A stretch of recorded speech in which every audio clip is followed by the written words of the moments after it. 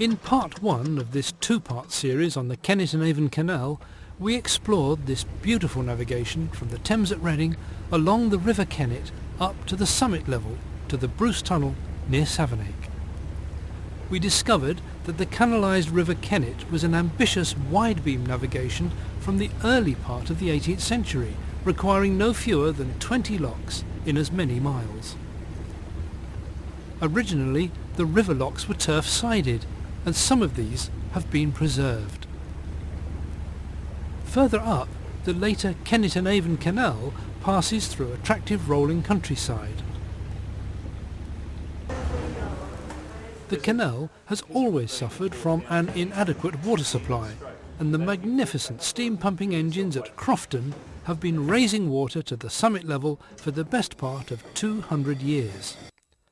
The engineer John Hoare started the canalisation of the Kennet in 1718. This was over 40 years before Brindley's Bridgewater Canal. 6 years later, he started work on the vicious River Avon with its fast currents and high tides, finishing in 1727. It was to be another 80 years before these two navigations were linked by the Kennet and Avon Canal under the supervision of John Rennie. Rennie's proposed solution to the anticipated water supply problem was to create a 15-mile-long summit pound to form a massive reservoir.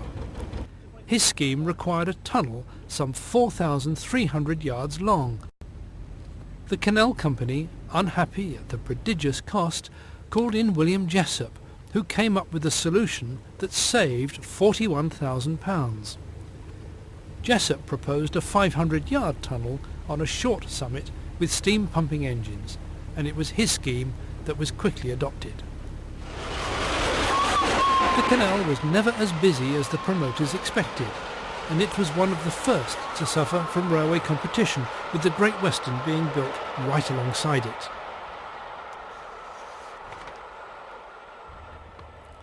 By the 1930s, all regular traffic had left it, and it was eventually closed sometime after the last through passage by the narrowboat Queen in 1951. An active canal association promoted its reopening, and out of that the highly successful Kennet and Avon Canal Trust was formed in 1962. The canal was reopened to navigation in 1990.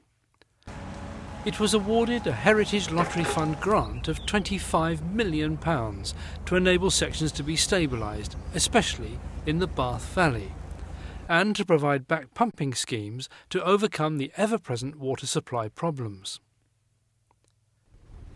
This second half of our journey resumes where we left off in part one, at the Bruce Tunnel, right on the summit. Emerging from the tunnel, the canal is carried in a deeply wooded cutting. The crane on Burbage Wharf is a replica built by Stothart and Pitt of Bath in 1979 to replace an original which had become unsafe. The warehouse is now a private residence.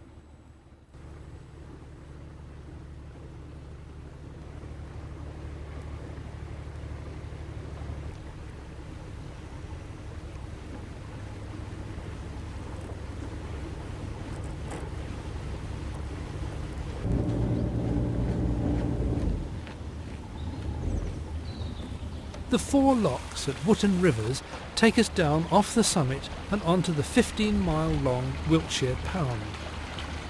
The attractive Top Lock Cottage is contemporary with the canal. The tile-hung Brimslade Farm dates from the 17th century or even earlier.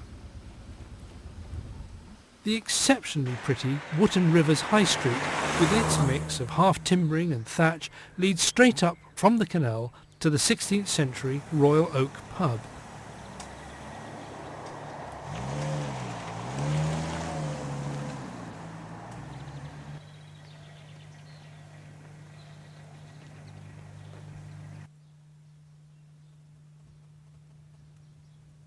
The face of the church clock uses the letters "Glory be to God" in place of numbers.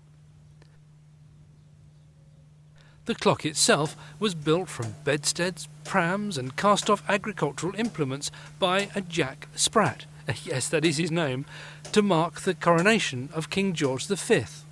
It's an amazing piece of eccentricity.